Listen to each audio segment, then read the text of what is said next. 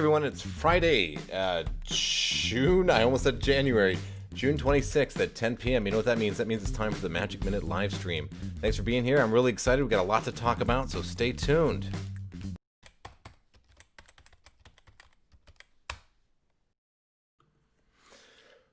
Well, hello, everyone. Wow, I can't believe it's already been a whole week. It's ridiculous. It goes by so fast, so fast. I'm so excited to see you guys here. We got Don here. We got AMS Magicians here. Rock on, guys. Thanks so much for being here.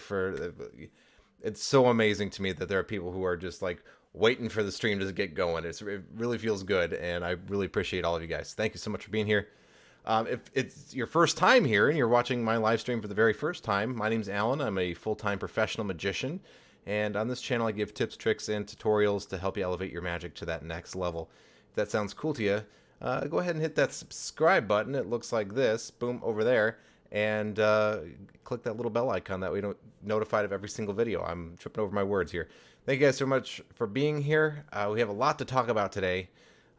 Some good, some bad, some mediocre, and then I'm sure we'll probably digress into arguing about which Star Wars movie sucks the most.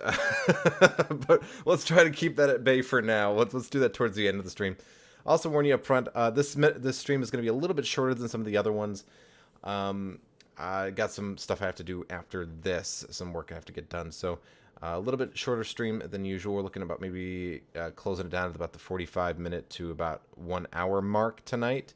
You know, I like to usually go about an hour and a half, but I got some stuff I got going on, and I can't be on that late tonight. Let me see if I can give this guy the old. Oh no, that was bad. I don't want to do that again. No, I'm done. I'm not touching it. I learned my lesson. So excited to see you guys here. Oh god, we're not doing it. Don't do it. Nope, Star Wars does not suck. Yeah, that's what I'm saying, man. It's a magic stream. It's the well, we can't call it magic stream because Illusionist owns that. I'm sure I'll get slapped with a cease and desist letter from their lawyers. It's the Magic Minute live stream. That's what it is. It's the Magic Minute live stream. I can own that. I love movies too. So let's kind of briefly go over the topics for today. The first one, we will not have my son interrupting any part of the stream tonight because he's with the grand folks, so that's kind of cool. that's a rare thing. That doesn't happen. You know, we've all been quarantining our houses and we're all safe and everything. So we're like, you know, he needs to see the grandparents. So that's where he is right now. I'm sure Grandma and Grandpa are really happy to have him, and I'm sure he's very happy to see Grandma and Grandpa. So that's cool. So no interruptions there, which is nice.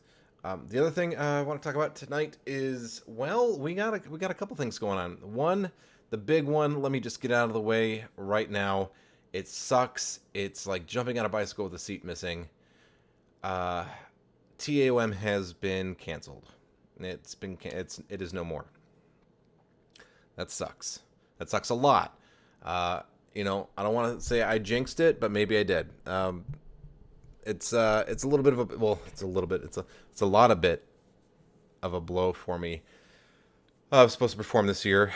Some of you guys know, and I was really excited about that. Had something really killer planned, and everything seemed like it was going along fine. We were going to be able to do it, and then there were some issues with not being able to get enough dealers. Some of the talent had to pull out, and that by the end, you get to the end of that, and there's really just no convention held together anymore. There's no glue between the pieces. So I think there's still going to be some kind of free live streamed convention part for like Saturday evening, that Saturday.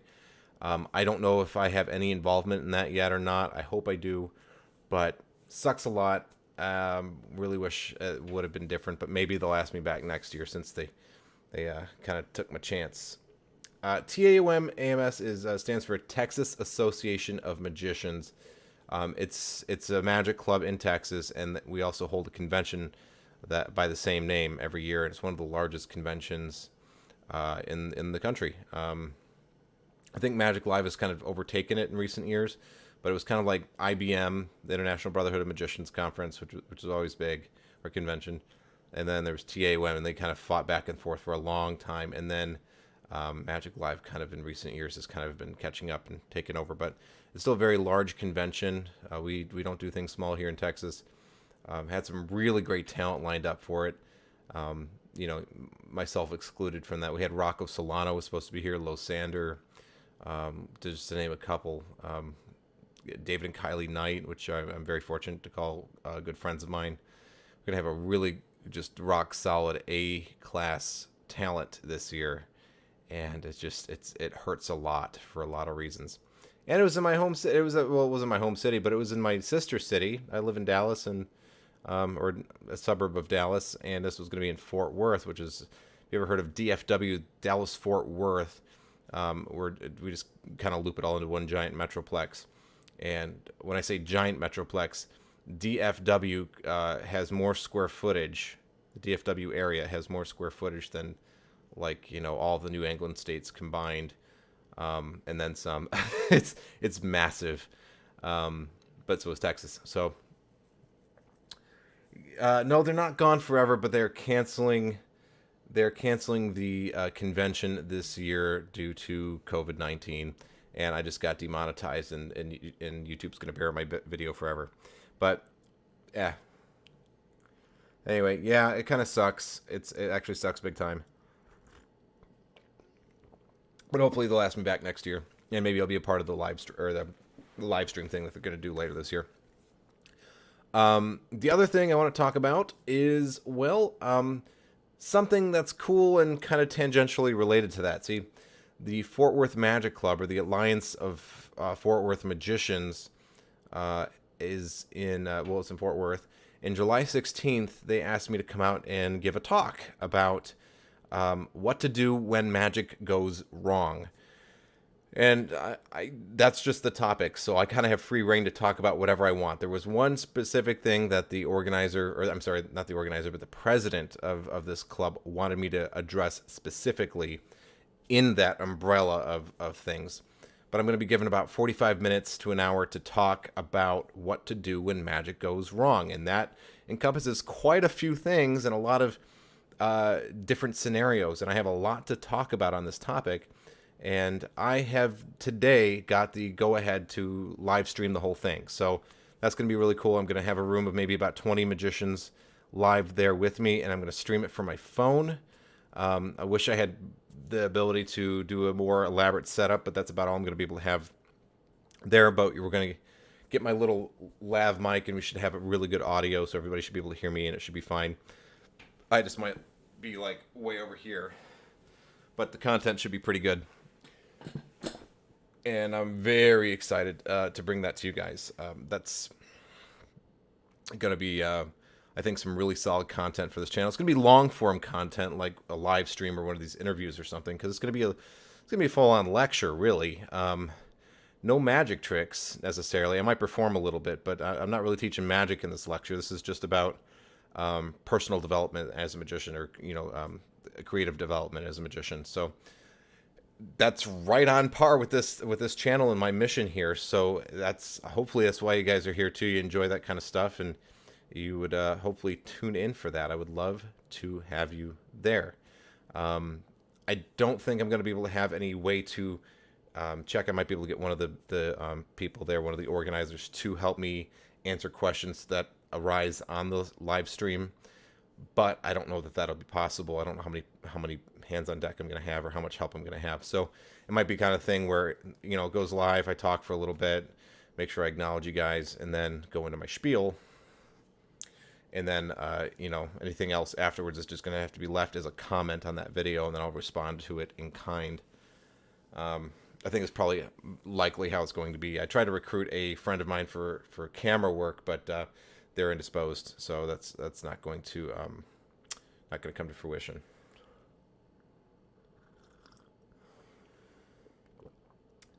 Amos asks me, no Zoom meetings? You talked about the possibility of changing times of the streams and doing a Zoom meeting instead of a stream. Still considering that? Yes, I am.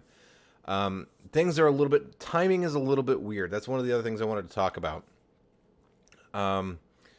So here's some weird stuff that's coming up.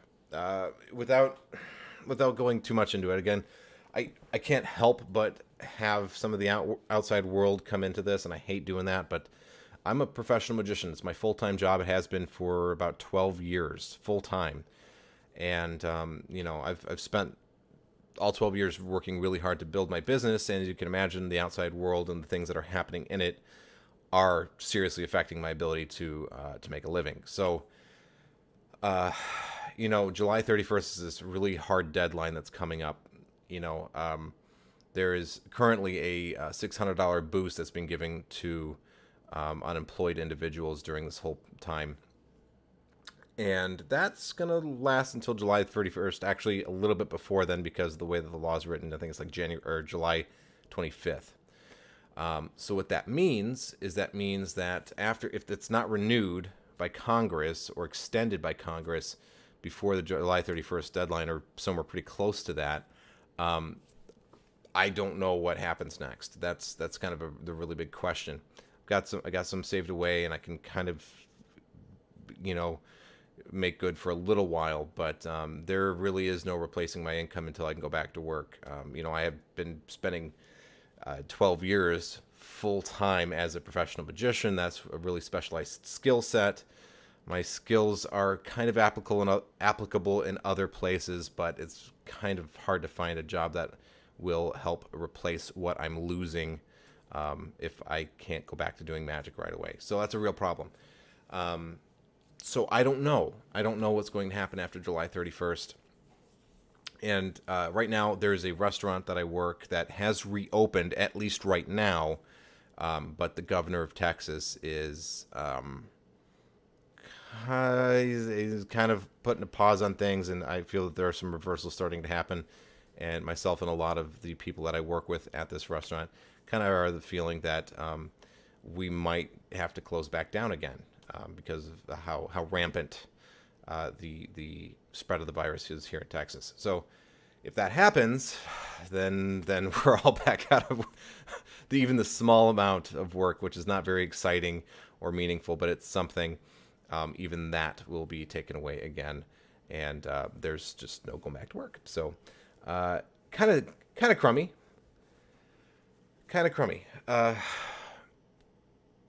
So that is what basically the reason I'm bringing all that up is because I am trying to be available as many nights as I can to be at the restaurant. Normally, I'm only supposed to be there Monday and Tuesdays. I share the restaurant with another magician. He usually works the other end of the week. He can't do it because he's got some other obligations and things that are making it difficult for him to go back. And without sharing too much of his personal life, that's not my business to share. So I was asked if I could cover for those nights. So they're working on trying to see how to figure out compensation because he was compensated differently than I was.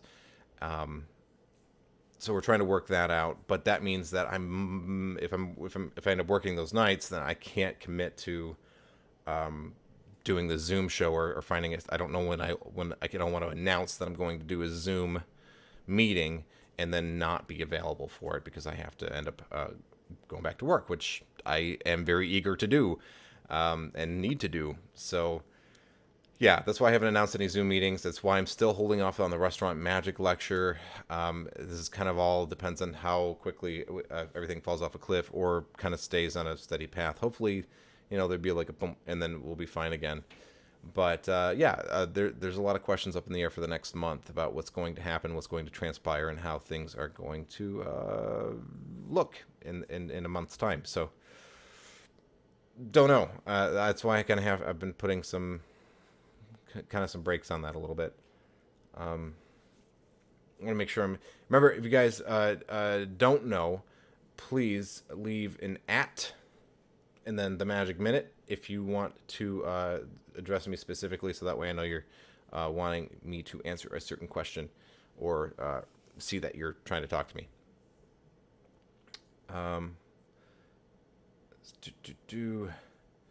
It says, well, if I was hours closer, I could help. Well, thanks, man. I appreciate that.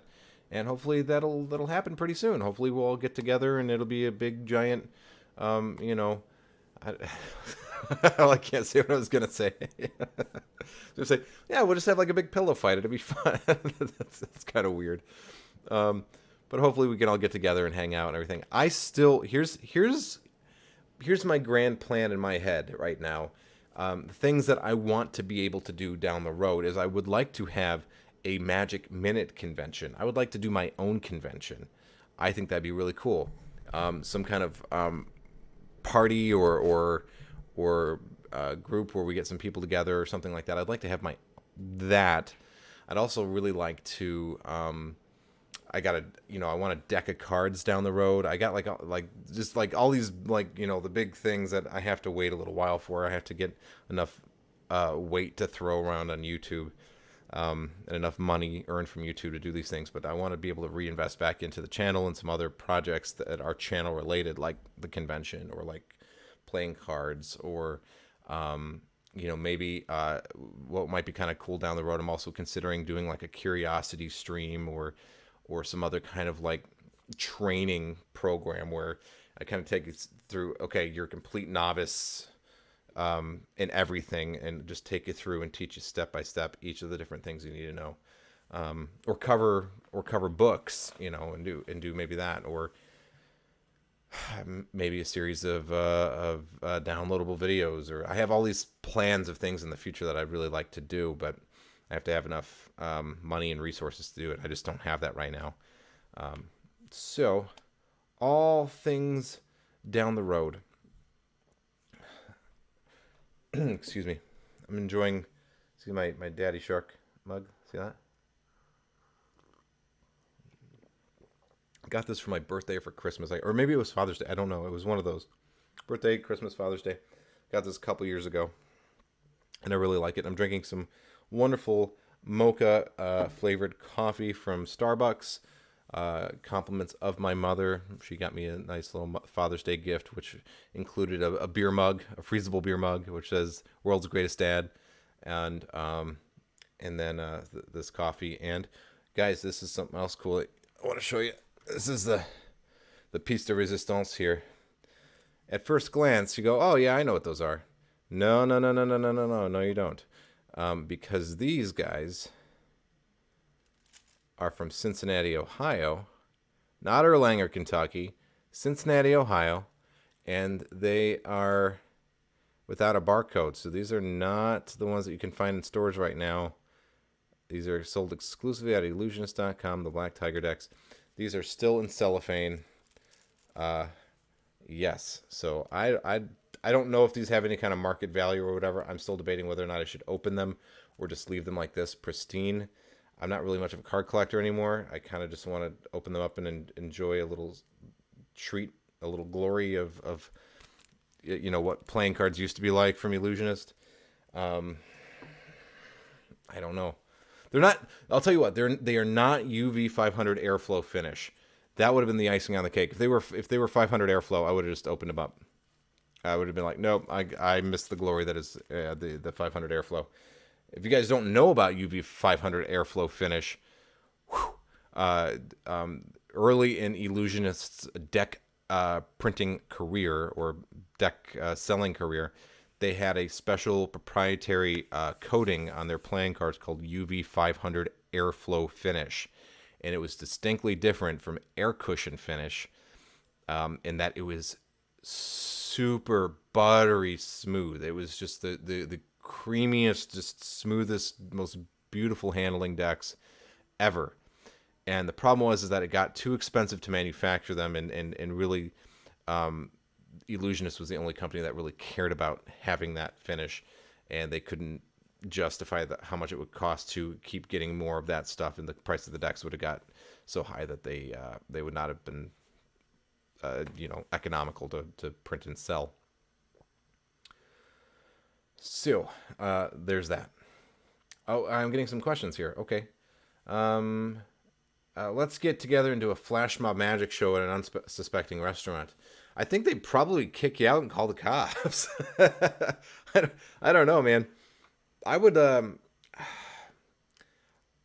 I'm hoping to. I'm really hoping to do that lecture soon. And I guys, here's the thing: is that being that I'm a YouTuber now, and that this is pretty much my very low paying job at the moment, but my passionate, a very passionate job.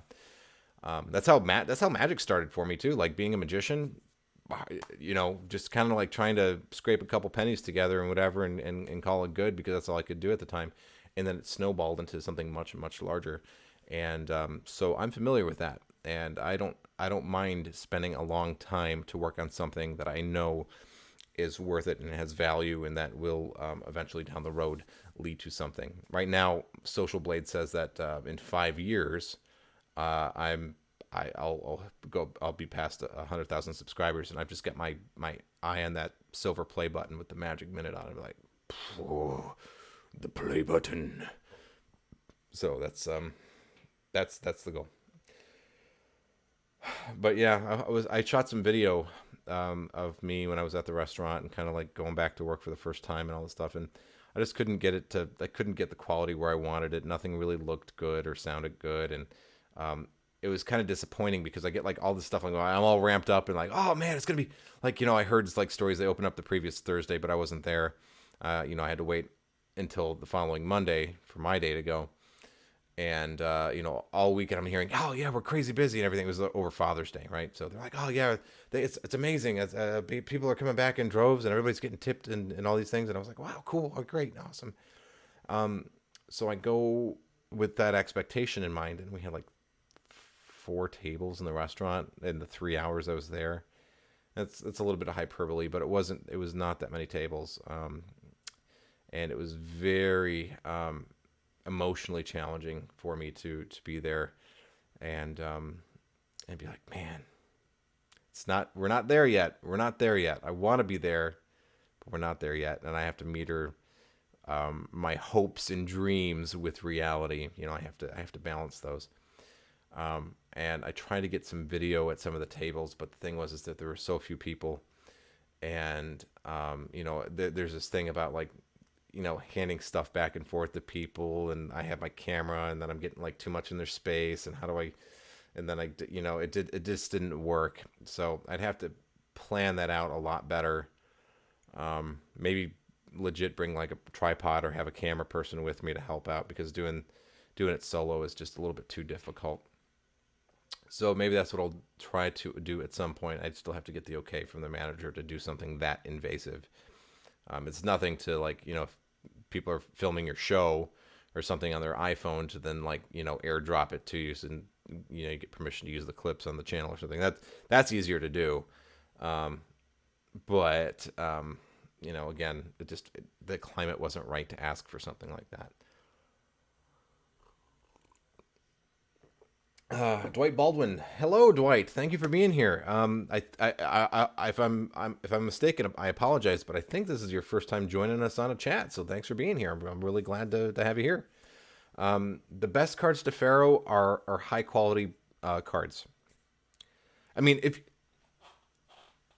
perfect, like if I was gonna say the perfect deck, like if you could like go get a deck of cards just for Faroing, I'd say Bicycle Gold Seals would be nice, because they are what's called traditionally cut, and so they are made in a way that they used to be made a very long time ago. That means just kind of a brief overview of the history of it. Norbert's here too. Hello, Norbert. Good morning. Thank you for being here. 5:30 or 5:23 in the morning. Whoo! You're an early riser. Nope. I mean, well, I'm up that early too, but I'm feeding my daughter and I'm half delirious, But okay, I feel a little bit better. I don't feel like a jerk anymore. So thank you for being here. I'm really glad you're here, man. So to answer your question, I don't know how much you know about different types of card manufacturing and that kind of stuff, but playing cards used to be manufactured where they were cut into strips, and you would have like a roller knife that would roll them into strips and then cut them into strips, into their card shape, and then they would be pushed through a punch, and then they would get all the corners rounded off or whatever. And then what that did is, if you cut a piece of paper, if you apply pressure to the paper, you see how you get like this. If let's say this is the knife, this is the paper. If you push down, see how you get that? You get like a little curve there, a little bevel, And so whenever you have a bunch of those that are like that, they tend to want to mesh together much more gently and much more easily. And that's what's called traditionally cut. Nowadays, they are, I believe, just punched completely out, just boom, boom, boom, boom. Big dies is just a lot faster to do. And I'm probably somebody from U.S.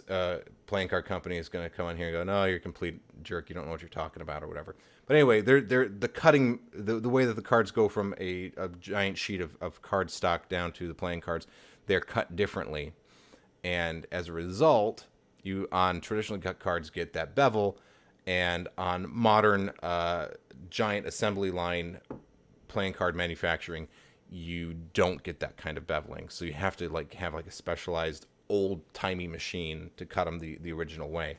And Gold Seals had that. So, or Gold Seals were made in collaboration with Richard Turner, who had those made that way. But those are specialized.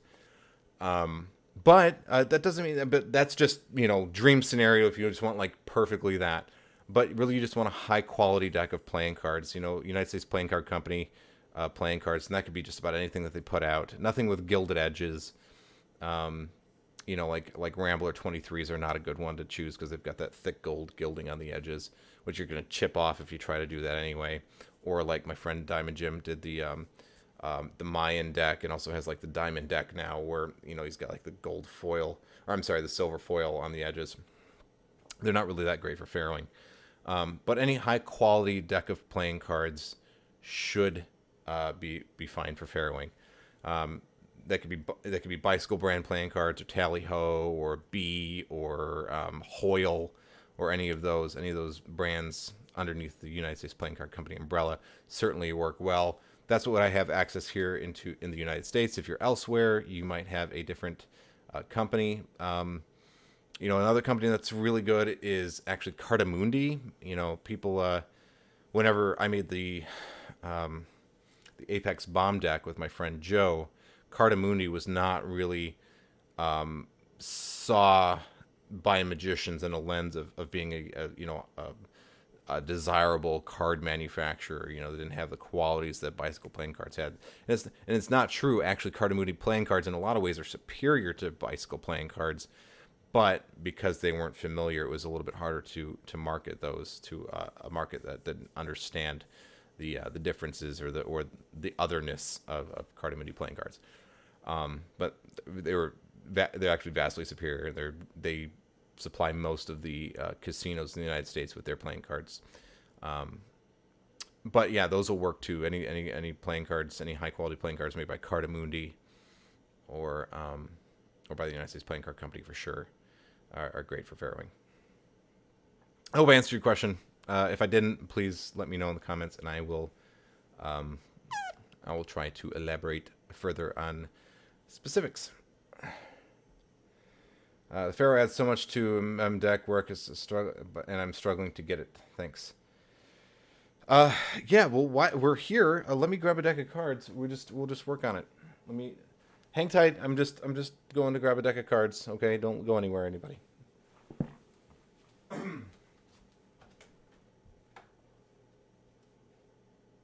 Oh boy.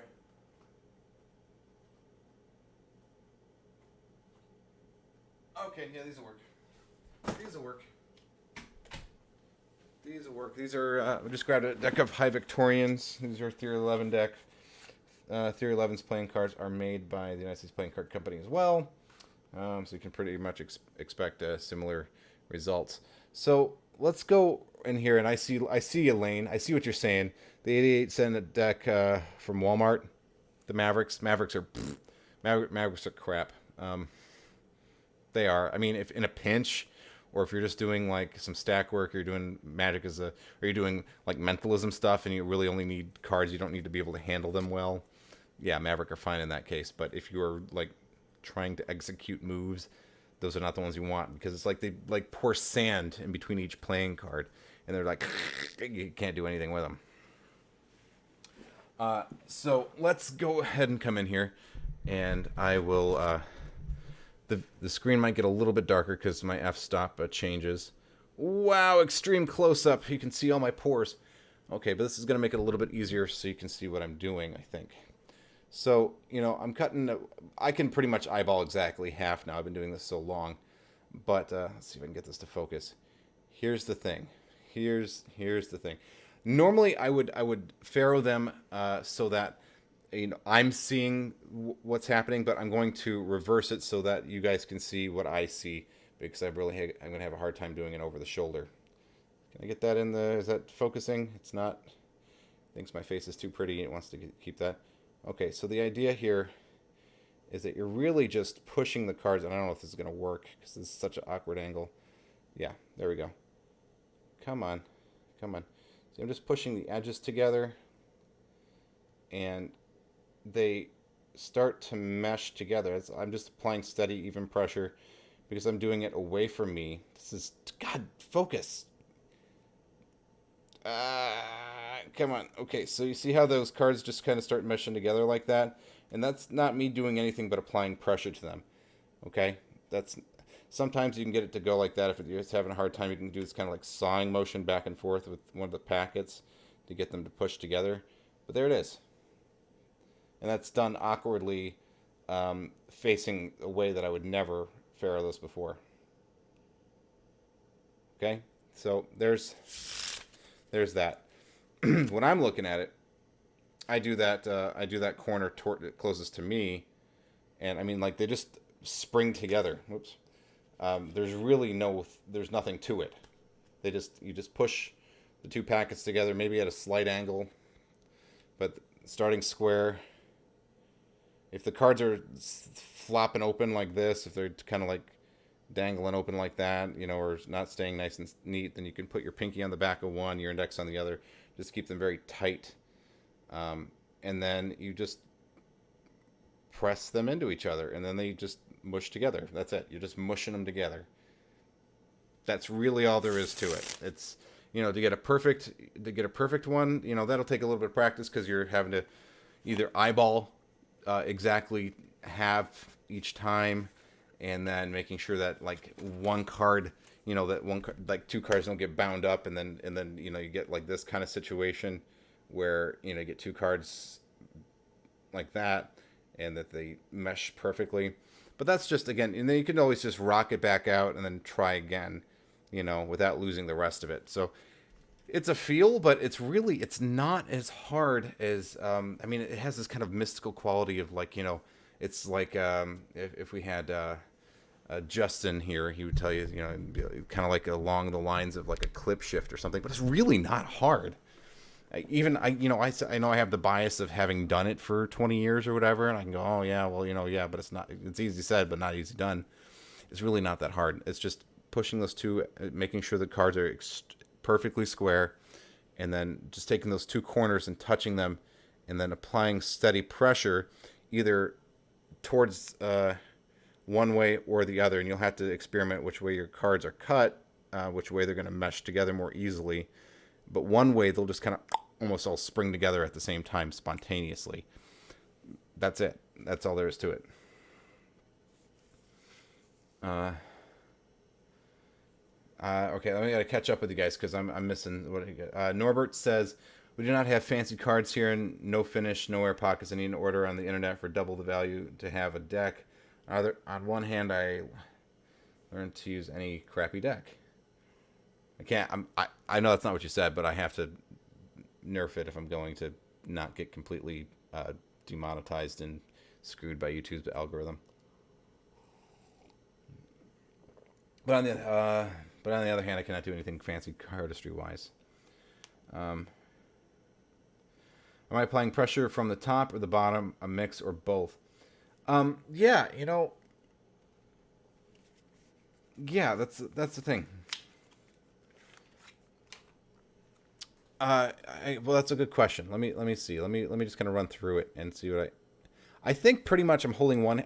I hold the bottom pack stationary, and the top one is the one that does all the things. This is this one kind of just stays still, and then that's it, guys. It's just and done. There's so the right hand comes down, or the left hand if you're doing it the other way, but the top packet comes down. and then they just get pushed together. I mean, they just literally mush. That's a perfect Pharaoh, guys. Haha. What? John Cena. I'm invisible now. But yeah, that's the idea, is that they just mush together.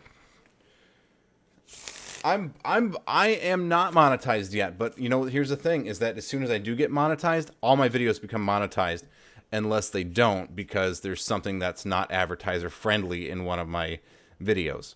So in the interest of making sure that I can monetize as many of my videos as possible in the future, I am being careful now, so that way it won't come back and bite me later. The more videos that I have running ads, the better. So that's the idea behind that. So no, I'm not actually monetized yet, but whenever I do become monetized, I don't want to have messed up my chances of monetizing as many videos as I can, because, well, I want to actually, you know, eventually make money doing this. Yeah, traditionally cut deck is good. AMS is right. But, you know, plastic coated is fine. I think you mean like maybe actually plastic decks of cards, because there's a difference between plastic coated and plastic decks. Every deck of cards, any paper deck of cards from the United States Playing Card Company is plastic coated. The air cushion finish is a plastic. It's a polymer. They're used interchangeably, plastic coated or air cushion or linoid or linoid finish or linen finish or whatever. That's all the same thing. It just means it's a plastic coating that has calendaring in it, or those little stippled dots. An actual plastic deck of cards is crap. There's never been a good plastic deck of cards, so just steer clear of those. You want paper all the way. But all modern decks, if they weren't plastic coated, it'd be like two pieces of like printer paper just kind of rubbing on each other. That's, you know, so they're all plastic coated. That's where that slickness comes from, that sheen is from plastic. Yeah, PVC. I have a like they sold me on the dang marketing on that, and I'm with it. They did this thing where the United States Playing Card Company a while back sold a deck of plastic playing cards. I probably have.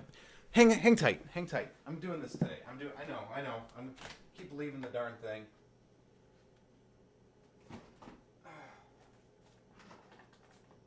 Come on, you little booger. Okay. Ooh, that's heavy. Hang tight, guys. I'll be there in a minute. Don't leave me yet.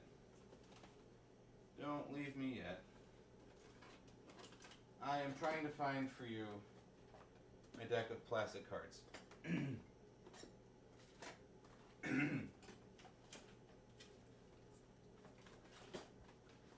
Do I have them anymore? I thought I did. Maybe I got rid of them.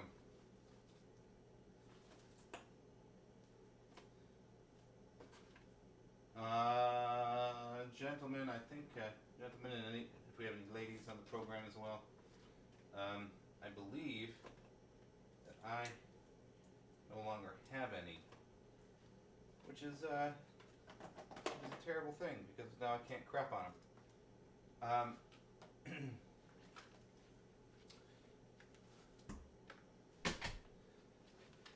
Okay, sorry about that.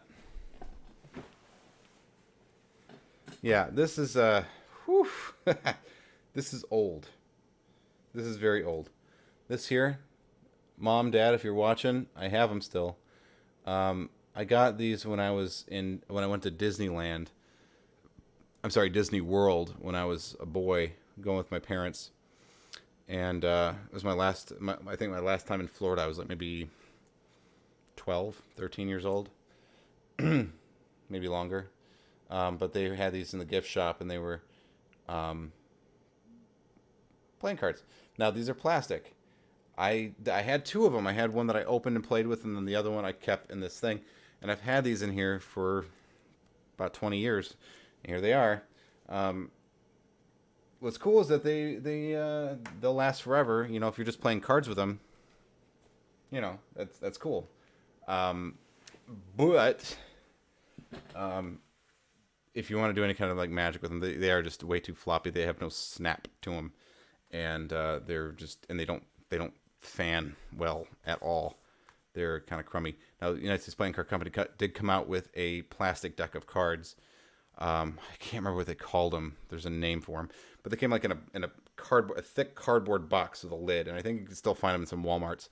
And they had an interesting kind of like back pattern and design on them, and they were a little bit better. They were a little bit more rigid, and then they had like some kind of texture on them that made them kind of a grainy texture that made them a little bit easier to slide and move around and stuff. But you could not do a decent fan with them. You could not really use them for any kind of manipulation work or anything. It's just, you really need paper. You need paper cards. I was trying to find them because I used to have a deck of them, and they're not in my Magic collection anymore, my card collection.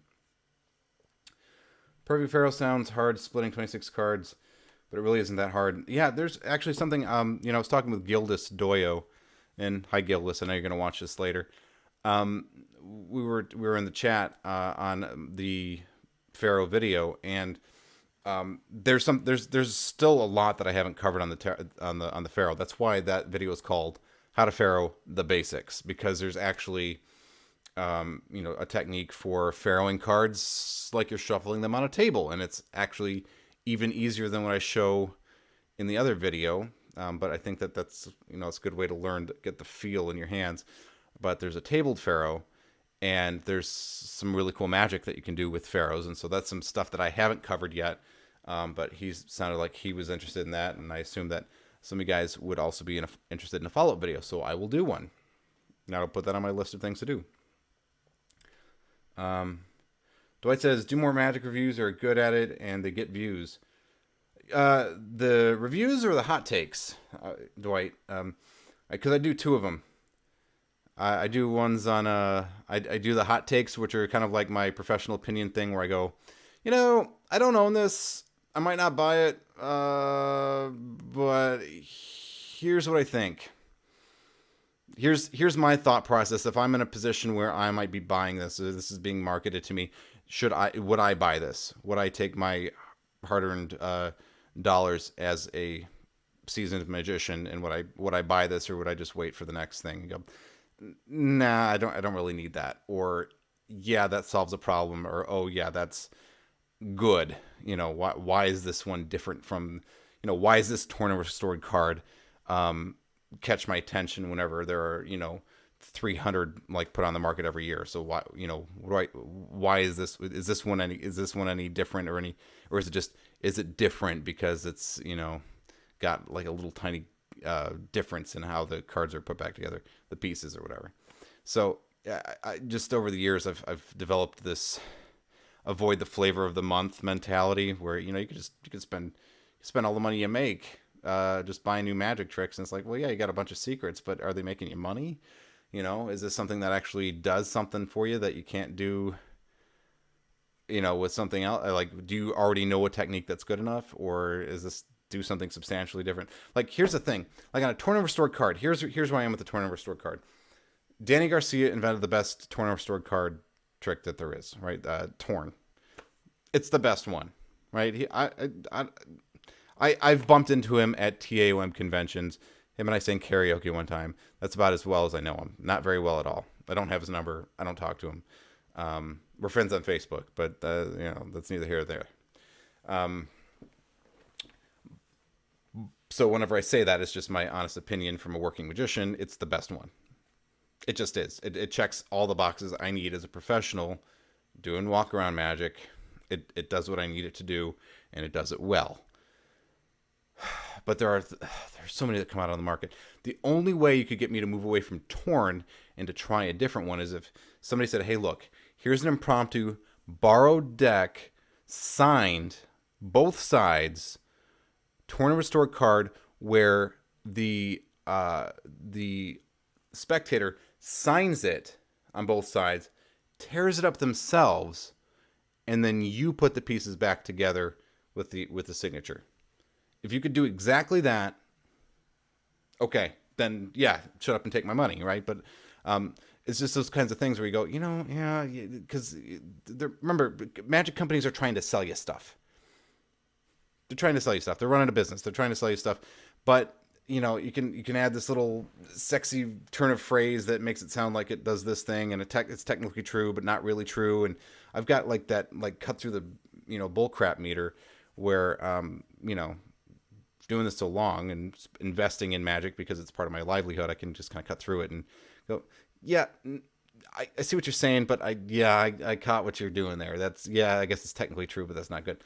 So that kind of stuff is why I started doing the hot takes, because I imagine that there's lots of people every day, some hot new thing comes out on the market and people go, oh man, I got to get that. Should I get that? It's $50, but it'll allow me to do this. And, but do you really need it? Like, and that's kind of me putting the brakes on it and giving another second opinion, or a way for us to kind of, even though it's just a recorded video, to kind of like impart my perspective on that, and also let people know if they actually want to pick that up, and maybe it solves a problem for them perfectly and it's exactly what they need. Enough people watch this channel and people go on YouTube and they go, oh, well, I want to see a review on it, or I want to get another opinion, or I want to think about, I want to hear what someone else with that experience, what they think, right? So that's kind of why I started doing those, and people seem to like them. I also do Magic reviews, but I wanted to see, is there a difference? Do you delineate, or do you, that's not the right word, but do you make a mental separation between the hot takes and actual reviews? Because I'd like to hear your opinion on that. Hey Earl, hey, it's good. I haven't seen you on a stream in a while. All right, man. How to choose playing cards video might be a good idea. Yeah, thank you. That actually is a good idea. I think that would be an important one, because there's a lot of questions about that, right? Because one of the big things whenever custom decks first start coming out is people said, can I use the custom deck because people are going to think it's a trick deck, which I think is actually a complete illogical thing. Because if you were going to use a trick deck, why would you draw so much attention to it? You'd want the trick deck to look like any other deck of cards, not, hey, look, it's a trick. So that logic never sat well with me. Even like 10 years ago, whenever these came out, they were like, oh, people are going to think it's a trick deck. No, they're not. And if you point out the logical fallacy of saying, if I was going to use a trick deck, do you think I'd make it so obvious? Here, hold them, shuffle them, right? Then problem solved. And it's good because you can think about everything in your performance, or everything that you present, everything that you carry, everything that you wear, how you speak, how you act, how you smell, everything that you do is presenting a character to your audience. You're giving your audiences an impression of who you are as a person, what you're about, and everything that you do should be deliberate. Every single piece of your your manner of speech, the way that your nails are done, the way that you part your hair, to what you wear, everything is communicating something either overtly or subconsciously to your audiences, and that should all be intentional. It should all be intentional, because you're letting people know: are you funny? Are you warm? Are you a little eccentric? Are you a crazy goth? Are you Dan Sperry? Are you got a sick sense of humor doing kind of this gothy, gross out humor? What are you, right? And people will make that assumption about you, mental snapshot, and people will make a judgment about you. So, choice of materials, choice of tools, choice of magic props, the type of magic that you do, that all also communicates about who you are as a character, and how your audience is interpreting and internalizing who you are and trying to figure what you're about. So playing cards are an important part of that, right? So if I'm dressed up and I'm at a fancy cocktail party and I come in and I'm I've got a gold gilded deck of cards, that seems to really make place, fits in there. Whereas if I'm on the street, I'm just going to use a deck of whatever I could find at the corner store or at the 7-Eleven, right? Because it's just whatever's there. But all of these things matter. This has a certain look to it. These would be really good around Halloween. They would be good if you're doing magic for a bunch of photographers. But these are thoughts you have to consider whenever you're choosing everything about what you're trying to present. I'm probably rambling, but yeah, you're right, Earl. Maybe there is a video there. Dwight, I'm the fool that spends entirely too much magic. Hey, that's all of us. That's all of us.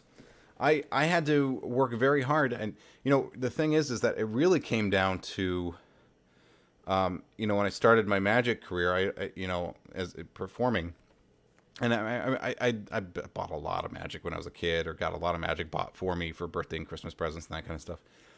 And you kind of do filter that kind of stuff out, and you go, okay, what do I really need? Do I have a book test? Do I have a torn and restored card? Do I have a rope trick? Do I have something I can do? And you have to like fill those little category slots, and then you've got them all full, and then you go, is there a reason to change what I'm doing right now? Is there a good reason to change what I'm doing, or is what I have already servicing me fine?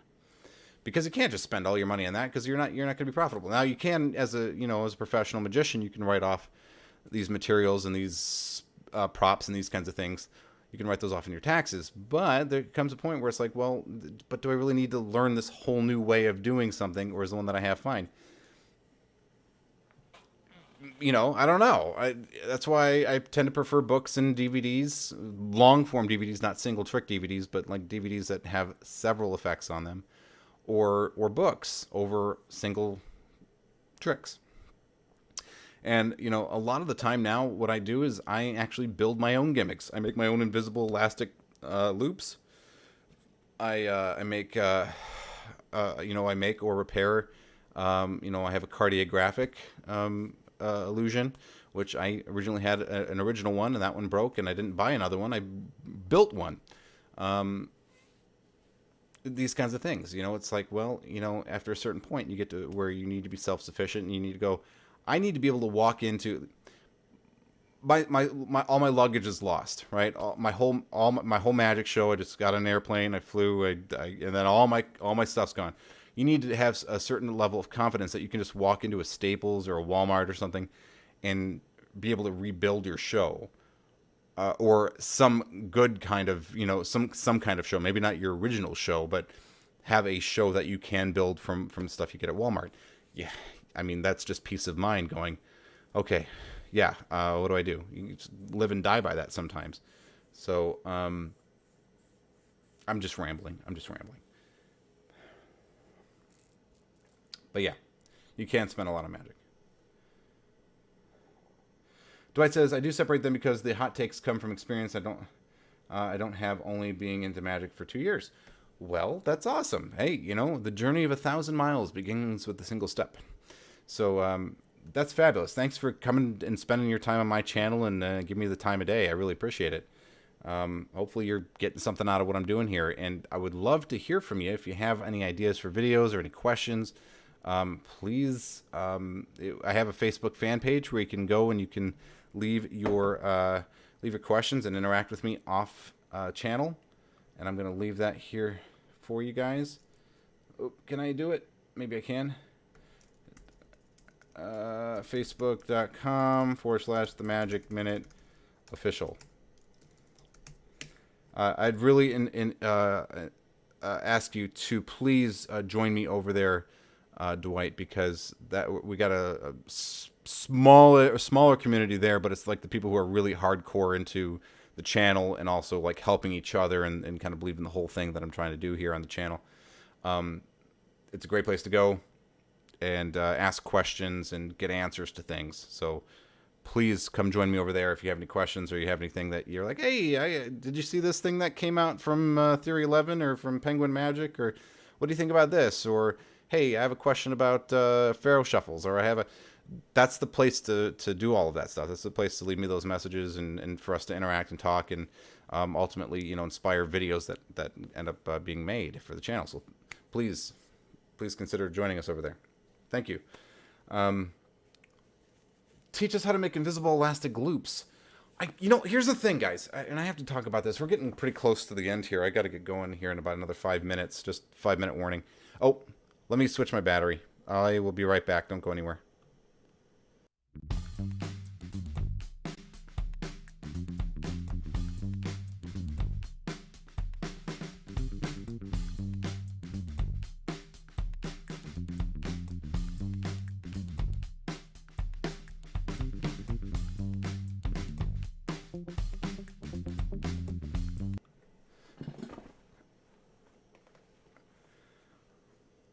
Hey, there I am. Okay, so I'm not running on continuous power. I got these little batteries, and they only last about an hour. So there we are.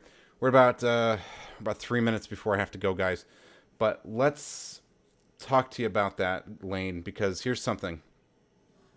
Oh, and before I go, hey, if you guys enjoyed this, please leave a like and share this with your friends because that really does help me. I'm fighting tooth and nail against the YouTube algorithm to kind of grow. I've been working at this for we're almost at a year now, and I have made incredible strides, and it's been wonderful so far. But I'm really trying to just like get some momentum going. So if you like this kind of stuff, please share it with your friends. Give the video a like. It really helps a whole lot. And if you consider wanting to leave a comment afterwards, that'd be wonderful too. How you felt about the stream, or if you have any other additional questions after I'm sign off. So Lane, on your note there about teaching you how to do that kind of stuff, I struggle with this because I've always been I try to be careful of things that are not in the public domain. Invisible elastic loops are not in the public domain. Elastic or invisible thread is invisible. I could talk about invisible thread, and I can share all kinds of techniques and stuff about that. But when you get into stuff like invisible elastic loops, even though it's not really, you can buy, like the actual like Masika loops or whatever, and they're proprietary elastic and all those kinds of stuff, and they're prepackaged product and all that kind of stuff.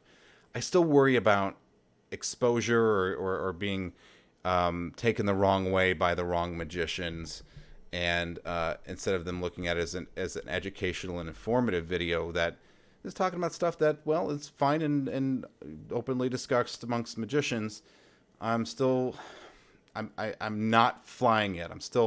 I'm crawling and starting to stand up as far as my confidence level about what I can talk about here on the channel. So there's lots of stuff that I would really love to talk about and kind of feel like I can break free of my fears or my concerns about retribution from the magic community, and also about my fears about, the general public finding these videos, which I don't think they're going to, and I don't think that, if they do, then fine, so be it, whatever. That was, as soon as the first time I hit record on the camera, that was a risk I had to accept.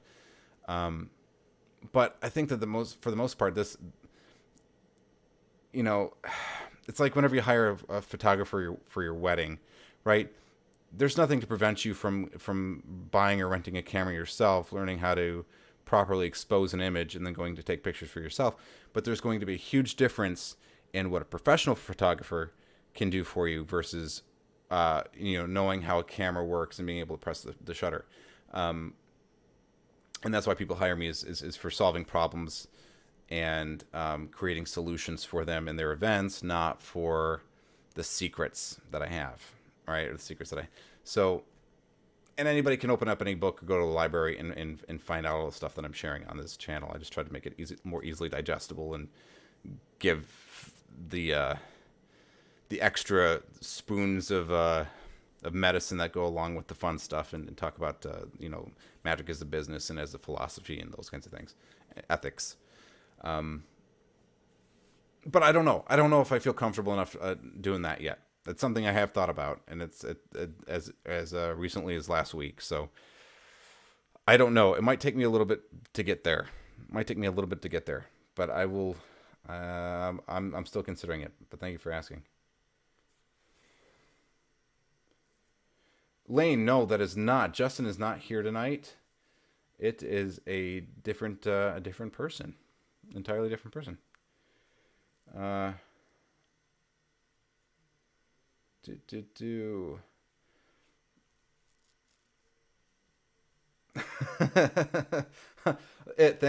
for the plugs, man. Yeah, this channel is supported by Patreon. I have some amazing patrons, including Earl. I got Don Neal, which I think I don't know if Don's left or not for the night, but Don, Earl Abbott, Minnie Muniz, and Jordan Palmer, and they are my hardcore ride or die patrons, and they have done amazing things to help for this channel. If you notice this boom arm that this guy's on, I'm shaking the whole thing, but this guy right here, the ability for me to be able to sit up properly and talk to you and have this comfortably sit here, this was a contribution they made. The elastic that this sits in, another contribution. This giant beautiful light here that I have now, this big softbox, which allows me to much more effectively light thumbnails and videos in a much softer and more pleasing light. They have done a lot to support the upgrades that have been afforded to the channel to bring better content to you guys, and they do a fabulous job at that. And also, I've been the recipient of some extreme generosity from them whenever I lost my ability to go out and work. There were some incredibly generous donations from my patrons to help me kind of make ends meet. So I'm forever indebted to them, and they are very dear to me. And they get all kinds of really cool extra behind the scenes content and bonuses and all these kinds of wonderful things. So if you are into kind of taking a deeper dive and want to learn a little bit more or figure out a little bit more about behind the scenes, or see all the extra wealth of content that's behind what you just get here on the YouTube channel, I'd implore you to take a look and just poke around a little bit on my Patreon, see if that's something for you. You can join for as little as $1 a month, and you'll get your name in the credits on every episode. So just a thought. There's my shameless plug. I'm done.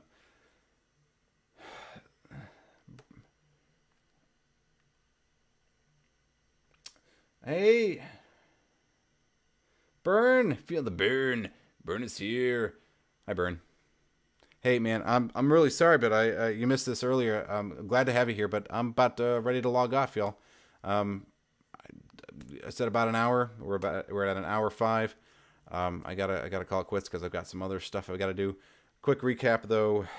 Don't know what's going on with the restaurant. Don't know how much longer I'll be working again or not. So there's that.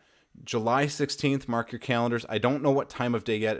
I know it'll be in the evening, but July 16th, I am going to be doing a live streaming lecture from the Fort Worth Magic Club about the topic of when magic goes wrong.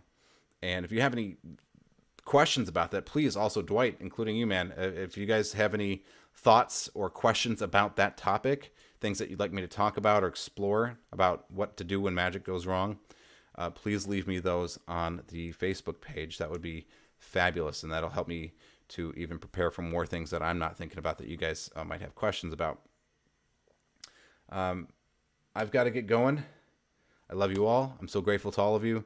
Thank you for being here tonight. It's a blast as always. I can't believe how quickly an hour went, and I'm so sorry that I have to go. But tune in next Friday. I'll be here again. Stay tuned to the Facebook page. If you go, the Facebook page is where I'm going to announce if I do that Zoom show, AMS. If you're still here, AMS Magician, that'll all be announced through there. Zoom show is gonna, or not a Zoom show, but a Zoom meeting kind of hangout is imminent. And yeah, for all other magic related content, subscribe to the channel, hit the bell icon, and we'll see you next time. Okay, y'all be wonderful, and